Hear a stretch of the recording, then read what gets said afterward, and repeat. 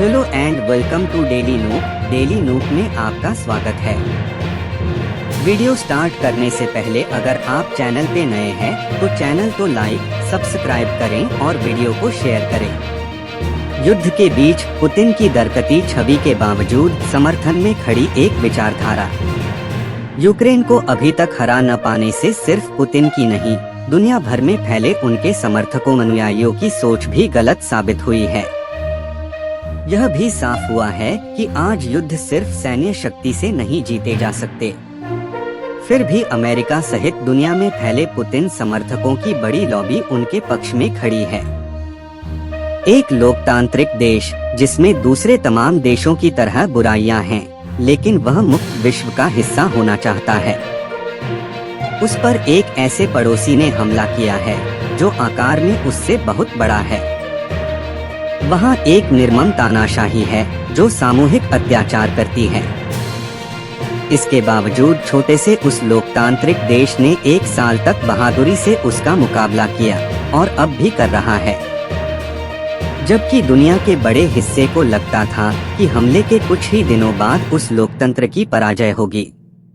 कोई भी अमेरिकी एक ऐसे देश का नागरिक जो खुद को आजादी के प्रकाश स्तंभ के रूप में देखता है, जो जागरूक और समानता के जीवन मूल्यों का आग्रही है, वह इस युद्ध में यूक्रेन की विजय भला क्यों न चाहेगा। लेकिन अमेरिकी राजनीति में भी 2 महत्वपूर्ण धड़े हैं जो न सिर्फ यूक्रेन को मिल रहे पश्चिमी समर्थन का विरोध कर रहे हैं, बल्कि वे चाहते हैं कि रूस यह लड़ाई जीते। इनमें से एक छोटा सा धड़ा अमेरिकी वामपंथियों का है तो एक प्रभावी समूह दक्षिणपंथियों का है। पुतिन इकलौते निरंकुश नहीं हैं, जिन्हें अमेरिकी दक्षिणपंथियों का समर्थन प्राप्त है। हंगरी के विक्टर ओरबन भी रूढ़िवादियों के बड़े नेता के रूप में उभरे हैं, जो कंजर्वेटिव पॉलिटिकल एक्शन कमेटी की बैठकों के प्रभावी वक्ता हैं।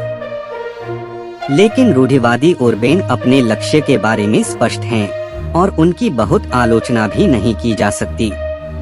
अगर आप अपने देश को श्वेत राष्ट्रवाद और सामाजिक असमानता का केंद्र बनाना चाहते हो और लोकतंत्र सिर्फ कागज पर हो जैसा हंगरी में है, तो ऐसी सरकार को हटाने का ओरबेन का अभियान सही है। उनकी मॉडर्न रिपब्लिकन पार्टी के पास हंगरी के भविष्य का एक रोड मैप भी है। लेकिन ओरबेन उतने बड़े दक्षिणपंथी नेता नहीं हैं। नहीं दुनिया भर में उनके इतने समर्थक अनुयायी हैं जितने रूस के तानाशाह राष्ट्रपति व्लादिमीर पुतिन के हैं। पुतिन को पूजने वाले सिर्फ रूस में नहीं हैं, अमेरिका में भी दक्षिणपंथी वर्षों से उनके साथ खड़े हैं। मसलन 2014 में नेशनल रिव्यू के एक स्तंभकार ने बगैर शर्ट के घुड़सवारी करते पुतिन की तस्वीर की गोल्फ खेलते बराक ओबामा की देहभाषा से तुलना की थी। यूक्रेन पर रूसी हमले से पहले रूसी सेना की कथित प्रभावी क्षमता की काफी तारीफ होती थी। वर्ष 2021 में अमेरिकी राजनेता टेड क्रूज ने रूस में सैनिकों की नियुक्ति से संबंधित एक वीडियो सोशल मीडिया पर साझा करते हुए टिप्पणी की थी, सैन्य शक्ति कम रखना निश्चित तौर पर अच्छी सोच नहीं है। पुतिन के व्यक्तित्व को पूजने के क्या कारण हो सकते हैं? दरअसल दक्षिणपंथी सोच में अनेक लोग शक्तिशाली, प्रभावशाली और बेपरवाह व्यक्तित्व को पसंद करते हैं, जो अपनी सनक के सामने किसी को कुछ नहीं समझता, जो बौद्धिक खुलेपन और विविधता को सम्मान देने की परवाह नहीं करता।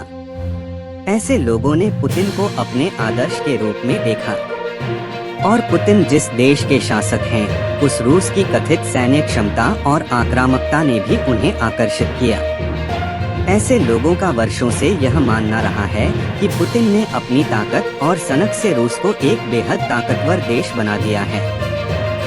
हालांकि प्रारंभ से ही यह स्पष्ट था कि विश्व को इस तरह से देखने का नजरिया भ्रामक और गलत है। आधुनिक विश्व में किसी राष्ट्र की शक्ति उसकी सैन्य क्षमता में नहीं, बल्कि उसकी आर्थिक मजबूती और तकनीकी क्षमताओं में निहित है। फिर यूक्रेन पर पुतिन के हमले ने यह और स्पष्ट कर दिया कि रूस की कथित बेहद ताकतवर सेना भी युद्ध लड़ने में कुशल नहीं है। युद्ध में रूसी सैनिक इतने दयनीय रूप से विफल क्यों हुए? क्योंकि आधुनिक युद्ध सैनिकों द्वारा भुजाएं फड़काने से नहीं जीते जा सकते। आधुनिक युद्ध में जीत सैन्य संभार तंत्र, तकनीक और खुफिया क्षमताओं के जरिए ही संभव है। अभी तक के युद्ध में रूसी सैनिकों की प्रभावहीनता की तुलना में यूक्रेन ने शानदार क्षमता का परिचय दिया। यूक्रेन ने अगर रूस के सामने घुटने नहीं टेके हैं, तो निश्चय ही उसका एक बड़ा कारण उसे मिले पश्चिमी शस्त्रास्त्र हैं। पर यही अकेला कारण नहीं है। यूक्रेन ने अपनी सैन्य जरूरतों की पूर्ति में जिस अद्भुत मौलिकता का परिचय दिया है, वह भी उसकी मौजूदा संतोषजनक स्थिति का कारण है। फिर रूसी आक्रामकता के खिलाफ यूक्रेन के नागरिकों में मरने मिटने का जो भाव है, रूसियों में वह नहीं है।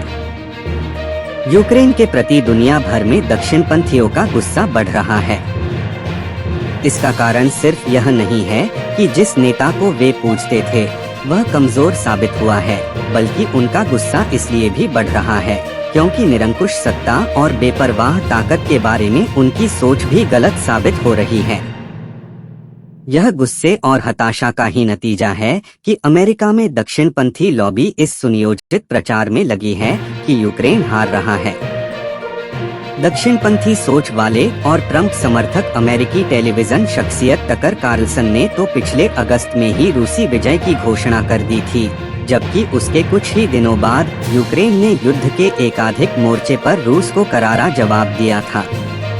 अब भी प्रचारित किया जा रहा है कि जाड़े में यूक्रेन पर रूस भीषण सैन्य कार्रवाई की योजना बना रहा है। रूस की वह भीषण युद्धक कार्रवाई वस्तुत अब भी जारी है, लेकिन जैसा कि एक यूक्रेनी अधिकारी ने बताया कि रूस की भीषण युद्धक कार्रवाई से इतना कम हासिल हुआ है कि यूक्रेन के खिलाफ वह आक्रामकता अब दिखाई भी नहीं देती। हालांकि इसका यह अर्थ कतई नहीं है कि यूक्रेन के खिलाफ युद्ध में रूस जीत नहीं सकता, लेकिन निकट भविष्य में रूस अगर यूक्रेन पर विजय हासिल करता है तो वह टुकड़ों टुकड़ों में ही हासिल हो सकती है, एक बार भी नहीं। यूक्रेन पर जीत इसलिए भी संभव है क्योंकि अमेरिका में पुतिन समर्थक लॉबी बाइडेन प्रशासन पर दबाव डालकर यूक्रेन को दी जाने वाली मदद में कटौती करवाने में सफल हो गई है। रूस की विजय अगर संभव होगी तो उन अमेरिकी दक्षिणपंथियों की वजह से संभव होगी जो उदार विश्व के पक्षधर नहीं हैं, जो जागरूक समाज को कमजोर समझते हैं और तानाशाह की ताकत के पक्ष में हैं।